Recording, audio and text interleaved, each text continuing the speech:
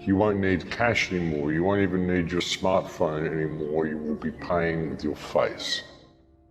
The next 5 years are going to see a complete restructuring of this entire social system, and it's going to be worldwide. There's no countries that are going to escape from this. It's the entire world is going to go through this change, folks. Well, they're really pushing the second wave. They're bringing in mandatory face masks in Victoria now. They're saying the second wave is going to be tougher to deal with, of course, than the first wave. But this is just the beginning, folks. It's not going to go away. I said that months ago, this is not going to go away. They're going to release the lockdown a little bit, and then they're going to ramp it up even more. People think that, this is just a temporary thing. No, it's not. They'll find ways of extending it, but they've got to do it in ways that the people are going to go along with. So they've got to do it gradually like this, and they've got to do it under the guise of this. It's the only way they can really get away with it. It's the only way they can get people to buy into it. It's all very well for us to be pushing back, but if we don't wake up the people around us, they're going to drag us into it, whether we want to go into it or not. And there's also a new action called Protect Our Neighbours, folks. They're wonderful, aren't they? They want you to spy on your neighbours, basically, folks. Like I said, all the sleeping masses are the ones who are going to drag us into this if we're not careful. So there's now a new program whereby you can protect your neighbours by keeping an eye on them and making sure there's social distancing. Basically spying on them and dobbing them in if they're doing the wrong thing under the guise of protecting them. They're doing what they can to continue to push this whole concept of the second wave. Of course, the more people they test, then the more people are going to test positive because they're just testing for RNA viruses and genetic material. And the people that are testing, the people that they're labeling as dying from, and not even deaths. There's a lot of people speaking out about this now as well. And this is happening everywhere. It isn't just in the UK. It's happening in the United States. It's happening in Australia. All deaths are basically being labelled as deaths now, whether they are or not. All you have to do is test positive for this genetic material in your body, and they'll save it. And it doesn't matter if you get hit by a truck. They'll still put you down as a death simply because you tested positive for this genetic material at some stage. And they don't even know if the genetic material you tested positive for is actually, because there's never been a coach postulate done. They've never isolated or actually identified this virus as actually existing. So the whole thing's just a big scam, folks. But that's why they're getting their second wave, because they're pushing this testing. They're making the testing mandatory. And anybody they test is pretty well going to come up positive. I mean, if a pawpaw can come up positive, if engine oil can come up positive, if you can send tests in that haven't even had anybody's,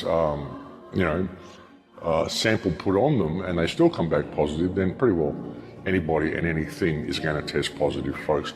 Most people who have had a flu vaccine will test positive, so that's how they're getting their second wave. It's just media driven. There is no second wave because there wasn't a first wave. There is no, folks, it's a complete scam. It's all about crashing the world economic system. And it's going to get crazier and crazier yet. What they want to do, the COVID pass. I mentioned to you a few reports ago, the COVID pass they want to bring in, the mandatory pass that everybody needs to have to show they're infection-free, all the stuff they want to do. They're trialling it in Africa now. They're calling it a trust pass. Isn't that nice? A trust pass to make sure you're vaccinated. A vaccination record payment system is what they're talking about. This is the payment system. They want you to be scanned, retinal scanned, facial scanned, biometric scans, and that's how you're going to be paying. You won't need cash anymore. You won't even need your smartphone anymore. You will be paying with your face. And of course, you will need a record of vaccination in order to enter the store to begin with. And that's the way they want to play it, folks. March 31st, 2025 is when the whole procedure finishes. Interesting date, folks, 2025. We are set to be in a very, very different reality to what we are now. By 2025, the whole system will be controlled by AI. That's the way it's going. If you can understand AI, and you can understand that AI is working to gain control for itself.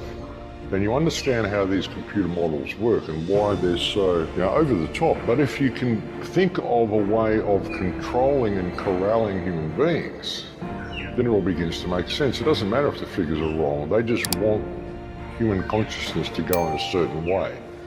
And they want to merge us with the machine. And the question is, who is they? And when you look at it, folks, it's like they is now AI. The AI is already there. We're waiting for artificial intelligence to emerge, but really it's already emerged, folks. It's already there online. Artificial intelligence is already a reality. We're just not looking at things the right way. And what it's doing is it's basically creating a system whereby we are going to be completely dependent upon artificial intelligence in order to survive, in order to perform everyday activities, even going outside and purchasing a meal. You're going to need the whole thing controlled by artificial intelligence to be able to move through that reality, through the new world they're creating. And the politicians, I don't even think the politicians know exactly what they're doing. I think too many people who've been involved in setting this up really bargained for what they were going to be getting. But it's going to get crazier and crazier yet. This whole economic system, it's going to go down so hard. The government's now saying, we may have misjudged how bad the economic situation is going to be. No, they haven't misjudged anything.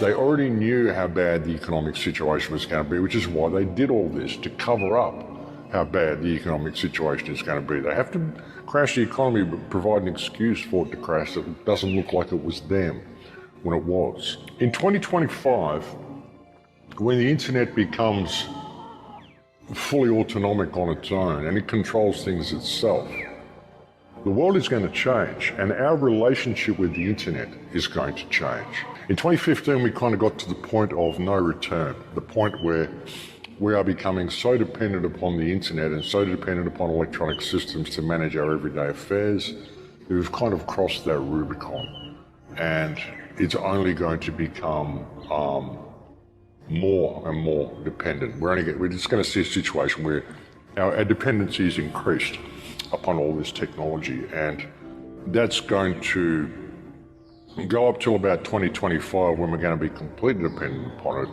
And at that point, the internet itself takes control of things, and then it decides who can and cannot access the internet. I mean, I really think that's the way it's going to go, folks. Prepare to step out of the system altogether, or at least be ready to be able to step out of the system around about 2025, because I think that is our window of opportunity. The next 5 years are going to be very, very telling, folks. The next 5 years are going to see complete restructuring of this entire social system, and it's going to be worldwide.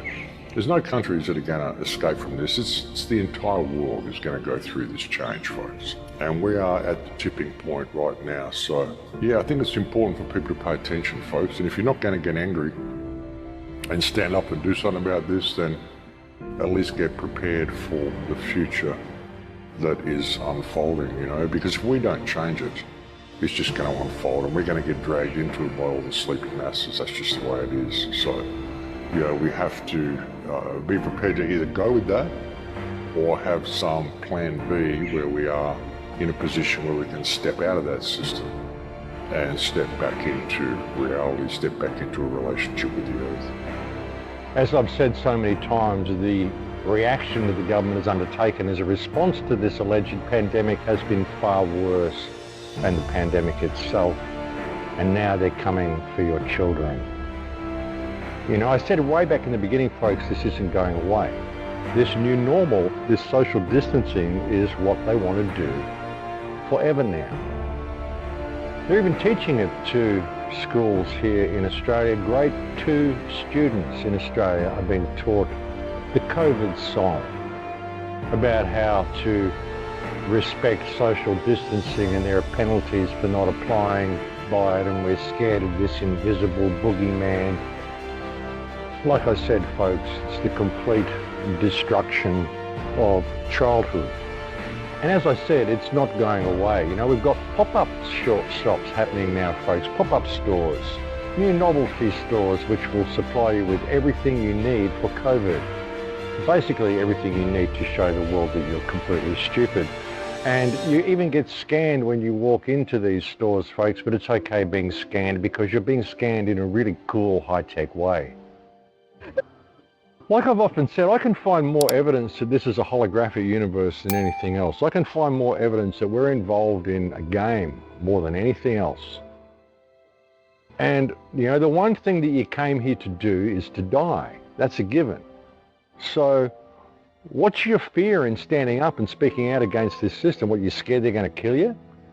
You're going to die anyway. That's what you came here to do. So what are they going to just repress your life and repress your life and repress your life until you're sitting there coward and just sitting there in this little bubble, not experiencing life at all, and stay like that until you die? No, I won't do that. I prefer to just die now because I have no fear of death. This is a temporary experience. It's all part of a game anyway. It seems like that. I mean, and I'm immortal. I'm eternal. You can't kill me. You might be able to hurt this vessel that I inhabit for this experience, but you can't hurt me. So where's the fear?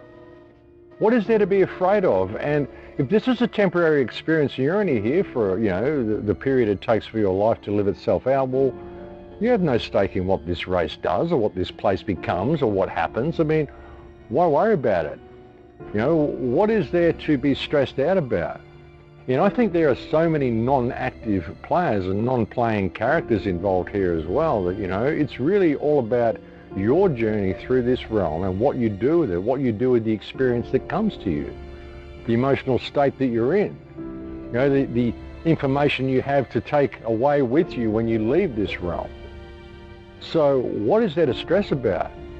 I mean, I get frustrated at seeing the people around me, but I don't have any fear of this system. I don't have any stress for what the outcome may be. You know, I can see a better way, but if the human race chooses to destroy itself, hey, it's not my problem. I did everything I could to suggest a better way. But ultimately, you know, it's about my journey through the realm and what I do with that experience, and it's the same for everybody, so why stress on it, folks? You know, as I've often said, enlightenment is a destructive process, and if you don't really want to see how deep and how dark the shadow is, well, you know, you shouldn't look into the blackness to begin with.